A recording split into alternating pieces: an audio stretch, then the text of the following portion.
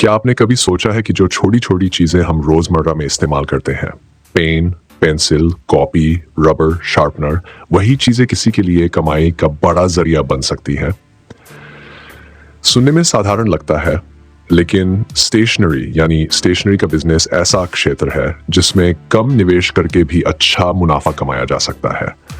लोग अक्सर मानते हैं कि बिजनेस में पैसा लगाने के लिए बड़ी रकम चाहिए, लाखों का माल खरीदना पड़ेगा, दुकान खोलनी पड़ेगी, स्टाफ रखना पड़ेगा। लेकिन हकीकत यह है कि स्टेशनरी का बिजनेस आप सिर्फ 5,000, 10,000 या 20,000 रुपये में भी शुरू कर सकते हैं। जरा सोचिए, कितने लोग ऐसे हैं जिनकी जिंदगी स्टेशनरी के बिना नहीं चल सकती। बच्चे स्कूल जाते हैं, उन्हें कॉपी, पेन, पेंसिल चाहिए। कॉलेज स्टूडेंट्स को प्रोजेक्ट फाइल, मार्कर, नोटबुक चाहिए। दफ्तरों में pen, diary, stapler, file, paper clip जैसी चीजों की लगातार जरूरत रहती है। यहाँ तक कि घर में भी स्टेशनरी की छोटी मोटी चीजों का इस्तेमाल होता है। यानी ये एक ऐसा प्रोडक्ट कैटेगरी है जिसकी डिमांड हमेशा बनी रहती है, चाहे महंगाई हो या मंदी, त्योहार हो या आम दिन। अब अगर आप सोच रहे हैं कि इस बिजनेस में मुकाबला बहुत ज्यादा होगा, बड़े बड़े ब्रांड्स पहले से मार्केट में होंगे, तो ये सही है, लेकिन पूरी सच्चाई नहीं। बड़ी दुकानों या मॉल्स में मिलने वाली स्टेशनरी अक्सर महंगी होती है और कई लोग सस्ती या मिड रेंज की चीजें लेना पसंद करते हैं, जो लोकल दुकान या छोटी स्टेशनरी शॉप पर आसानी से मिल जाती है। यहीं पर आपके बिजनेस का मौका है। सबसे पहले आपको यह समझना होगा कि स्टेशनरी शॉप का मतलब केवल बच्चों की चीजें बेचना नहीं है।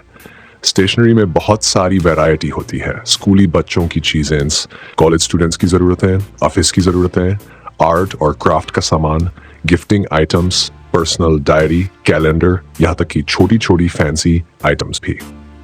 आप अपनी दुकान में शुरुआत में किस सेगमेंट पर ध्यान देंगे, ये तय करना बहुत ज़रूरी है। मान लीजिए आपके पास शुरुआती निवेश के लिए सिर्फ 10,000 रुपये हैं। आप इन पैसों से pen, pencil, rubber, sharpener, scale, छोटी नोटबुक्स, फाइल्स जैसी बुनियादी चीजों का स्टॉक खरीद सकते हैं। ये चीजें ज्यादा का नहीं लेती और जल्दी बिकती हैं। इसके अलावा इनके खराब होने या एक्सपायर होने का डर भी नहीं रहता, यानी नुकसान का खतरा बहुत कम होता है। अगर आपके पास थोड़ी और पूंजी है, जैसे 20,000 से 30,000 रुपये, तो आप इसमें register, ledger, diary, office files, paper sheets, art paper, marker, highlighter जैसी चीजें भी जोड़ सकते हैं।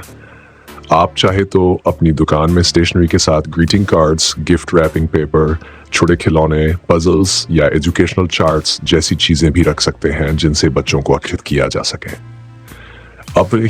अब आप सोचेंगे दुकान कहाँ खोलें। इसका जवाब आसान है, जहां डिमांड हो। स्कूल या कॉलेज के पास, कोचिंग सेंटर्स के आसपास, दफ्तरों के नजदीक, या किसी ऐसी जगह जहां लोग पैदल चलते हो और आपकी दुकान दिख सके।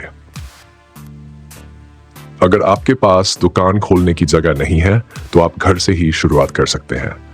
व्हाट्सएप, इंस्टाग्राम, फेसबुक पर लोकल ग्रुप्स में प्रचार कर सकते हैं। स्कूलों या दफ्तरों में विजिट करके अपनी सर्विस का प्रचार कर सकते हैं।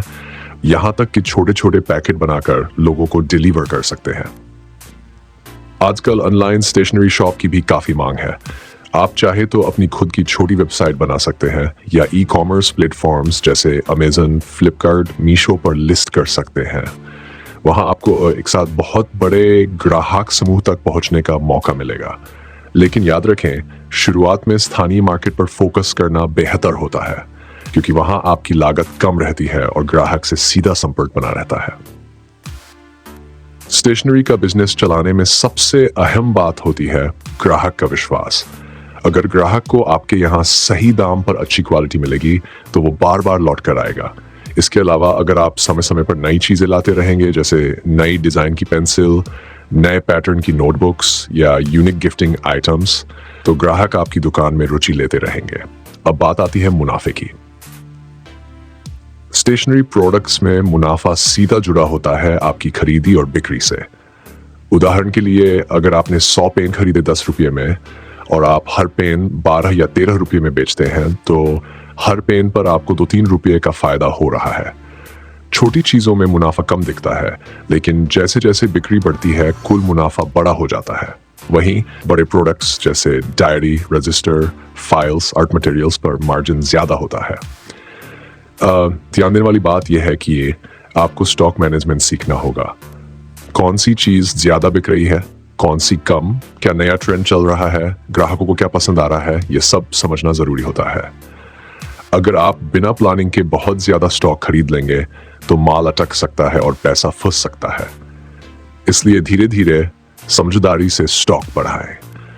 स्टेशनरी का बिजनेस केवल पैसे का नहीं, धैर्य और लगातार मेहनत का खेल है।